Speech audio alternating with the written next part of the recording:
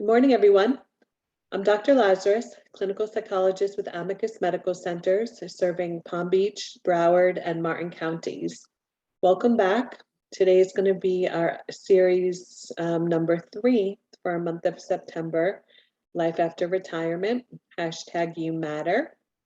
I hope you've enjoyed the first 2 sessions, and hopefully this session as well will give you additional strategies and coping tools to manage what to do after retirement. Today, what we're going to be talking about is the theme called My Story Isn't Over Yet. So keeping that theme in mind, what we're going to talk about today is something that most of us have probably always had over the course of our life at one point or another, which are negative thoughts. Negative thoughts can creep into our mind when we're upset or anxious or just even having a good day. We may have a negative thought that flutters across our mind and shifts our mood. Just like the old proverbs about having a positive mindset, change your thoughts, change your mind. We do have control over our thoughts. And the more we can control our negative thinking, our core schema, which for some is more negative, for others, very positive, regardless of where you are, most people have had a negative thought cross their mind. Sometimes they stay around for a while and then they dissipate. Sometimes it's just like a fleeting thought. Regardless, when we can better control our negative thoughts, particularly after we retire, because we have less to do during the day, the more adaptive and the more adjustment steps we begin to take. So first of all, what is a negative thought? As I briefly defined, a negative thought is anything negative or upsetting that crosses our mind. It may be something as, I'm a loser, I look terrible today, my boss thinks I'm an idiot, nothing goes right in my life, I fail at everything, etc. When we have those thoughts, first we want to identify them and be aware that we're having those thoughts. So in order to work on things, we have to first have awareness that something is going on. So the first thing to do is to objectively look at yourself and say, I just had a negative thought. That's the first step in countering the negative thoughts. How we counter them is to use evidence that we know has supported the alternative. So let's say, for example, I've just had a thought, I'm a failure. What I would do is go back into my repertoire of life phases and think of times when I have not failed at things, when I've succeeded.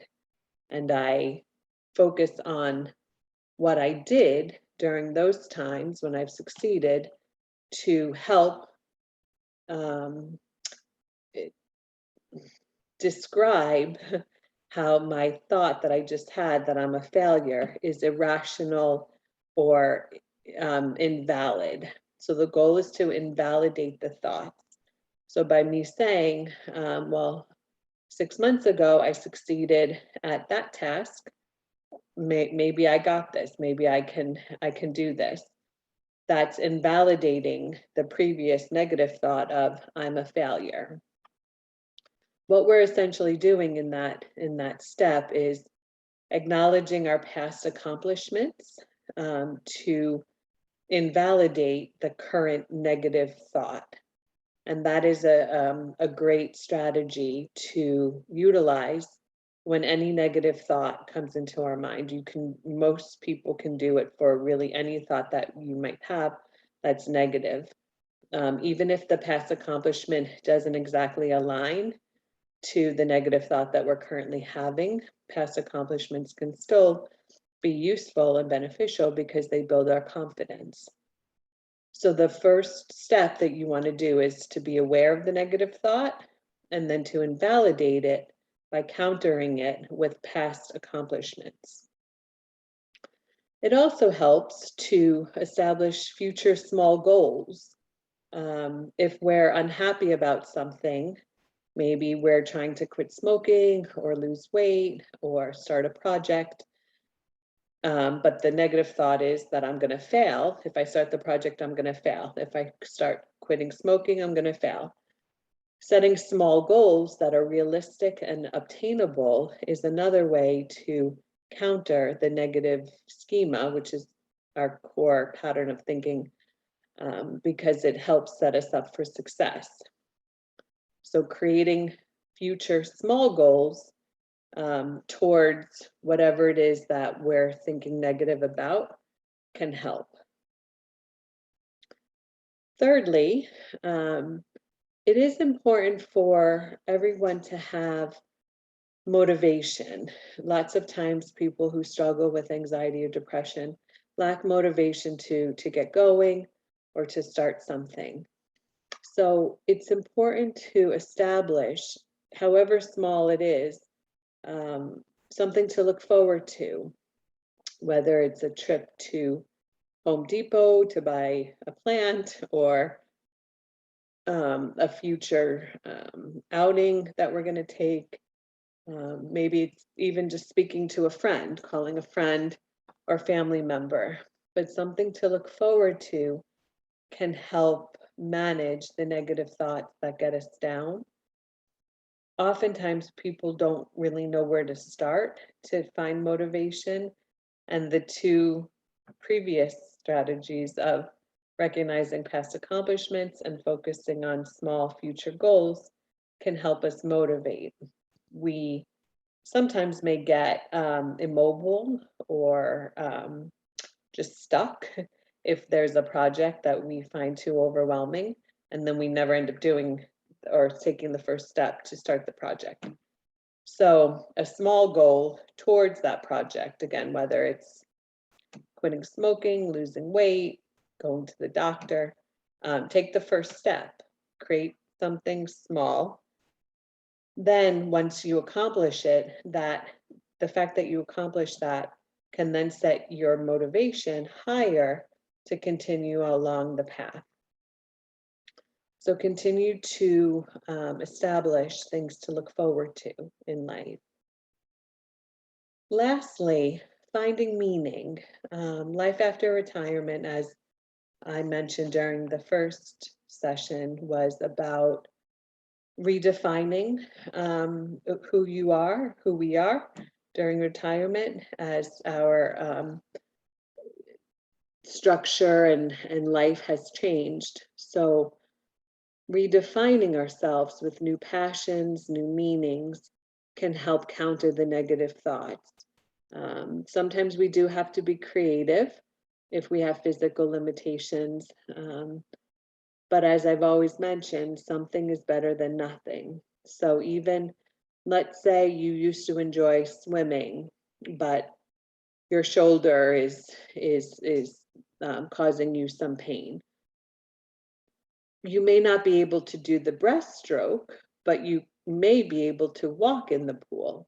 So you have something regarding the pool. Again, it may not be the ideal modification, and for many, it's easier or more innate, if you will, to just stop doing everything altogether. But that doesn't help. It doesn't help with the negative schema that we have. It doesn't help with adjusting to life after retirement. So it is about accepting that modifications of something we might have used to enjoy can still be fulfilling, even if it's not the way we used to enjoy them. And that holds true for anything. Exercising, even talking on the phone. If there's some hearing loss, you may not be able to talk on the phone as you used to, but getting the phone that has the written words may help, etc. So think outside the box. If there's things that you miss engaging in, find an equally